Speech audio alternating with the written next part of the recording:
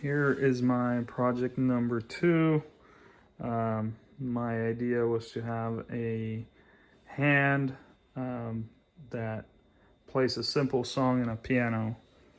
My requirements were for it to be operated by an Arduino, to play, again, a simple song in a piano. And one of my requirements was for me to write my own code, which I'll talk about it here in just a few minutes.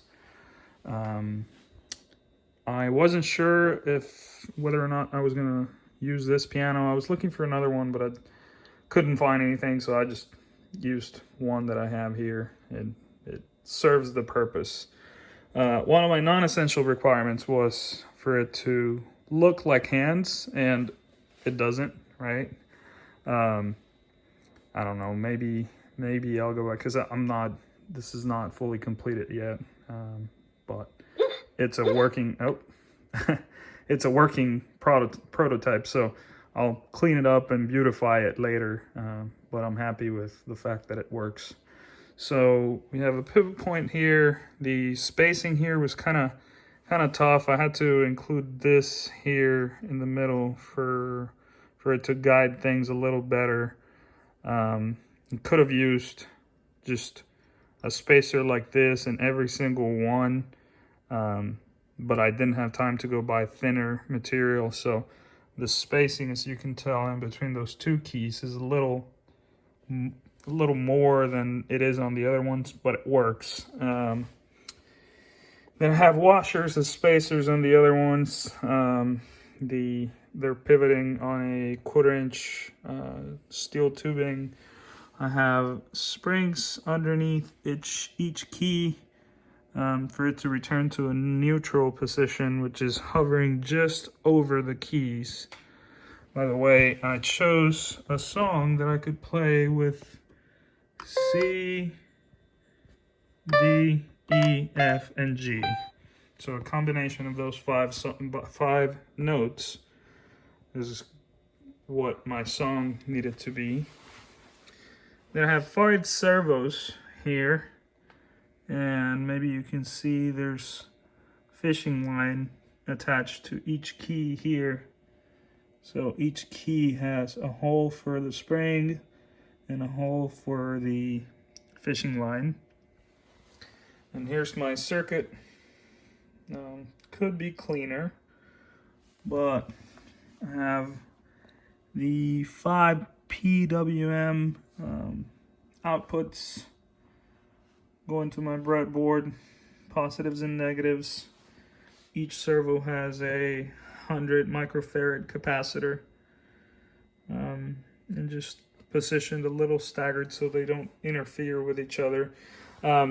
Something that I am going to do is to enclose this to where you can't see the mechanism and you can just see the moving fingers.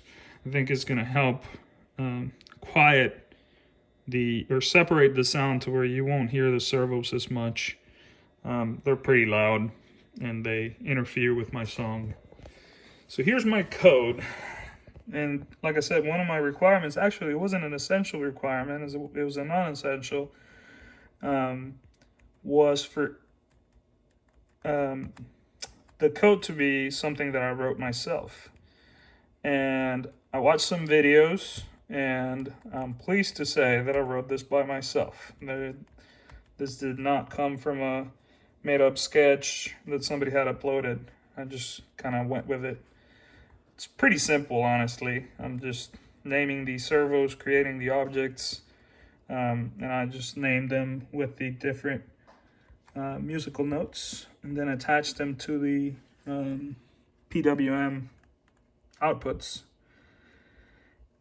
Surely there's an easier way of doing this, but I just have all the movements going from 0 to 90.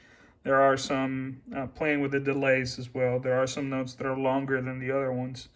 And so, like, for example, I have 500 millisecond delay here, which my typical ones are just about 200. I have one that's 800. Yeah, there's another long note there.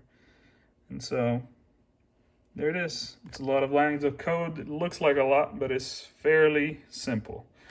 So I think with that, I'm ready to show how it works.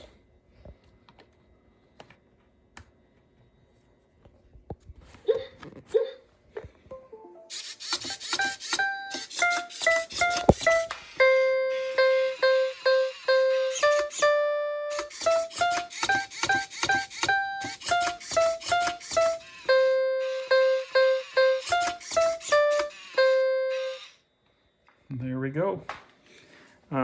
I wanted to make this to where it has an analog input. I might still do that, which is going to be a photo transistor.